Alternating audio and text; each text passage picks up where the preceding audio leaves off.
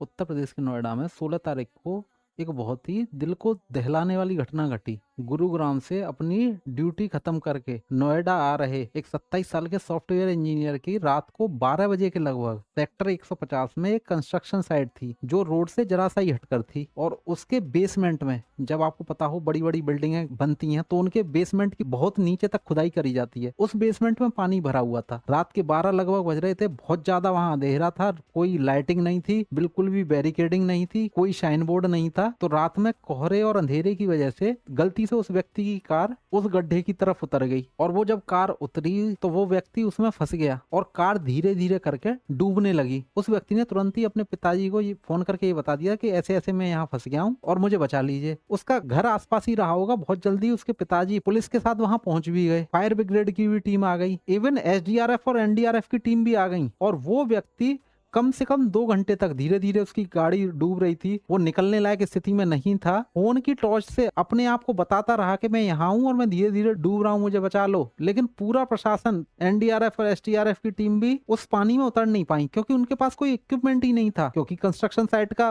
गड्ढा था तो किसी को ये भी अंदाजा नहीं था कि कितना गहरा है, उसमें सरिया वगैरह हो सकते हैं। लगभग 2 घंटे के बाद वहां से गुजर रहे एक डिलीवरी बॉय ने हिम्मत दिखाकर रस्से के साथ उस गड्ढे में उतरकर आधा घंटे तक उस व्यक्ति को ढूंढने की कोशिश की, जब तक वो पूरी तरह से डूब चुका था। जब उसे भी कुछ नहीं मिला तो फिर वो भी बाहर आ गया, और करीब 6 घंटे के बाद, हो सकता है थोड़ा उजाला हो गया हो, लाइट की व्यवस्था हो गई हो, कोहरा कम हो गया हो, उस व्यक्ति और उसकी गाड़ी को निकाला गया। लेकिन जब तक उसकी डेथ हो चुकी थी। अब इसके बाद प्रशासन को जो करना था उन्होंने कर लिया। बिल्डर के खिलाफ एफआईआर कर दी। अब वहां साइन बोर्ड भी लगा दिए, बैरिकेडिंग भी हो गई, लाइट वाइट की भी व्यवस्था हो गई। तो जो काम पहले ही होने चाहिए थे वो एक 27 साल के देश के पढ़े लिखे युवा की जान जाने के बाद हुए। और इससे अच्छा तो उस व्यक्ति की वहां एक मूर्ति भी लगवा देना कि इस काम के लिए उसको अपना बलिदान देना पड़ा। कम से कम लोग उसे देख के याद तो कर लेंगे। इस देश में बड़ी बड़ी बिल्डर कंपनी और उन पर निगरानी रखने के लिए बने सरकारी महकमे तुम्हारी बस एक गलती का इंतजार कर रहे होते हैं। अगर आपको सुरक्षित रहना है तो आप अपनी हर तरफ से सेफ्टी लेके चलो, क्योंकि अगर आपने एक गलती कर दी ना तो इनमें से तो आपको कोई बचाने नहीं आएगा। आप अपनी सुरक्षा के जिम्मेदार खुद ही हो। किसी दूसरे से उम्मीद करना यहाँ बिल्कुल बेईमानी है। अब कुछ खबरें आएंगी कि एक दो इस विभाग से भी सस्पेंड हो गए, कोई इंजीनियर सस्पेंड हो जाएगा, किसी ठेकेदार का ठेका निरस्त हो जाएगा, लेकिन क्या उस व्यक्ति की जान वापस आ जाएगी?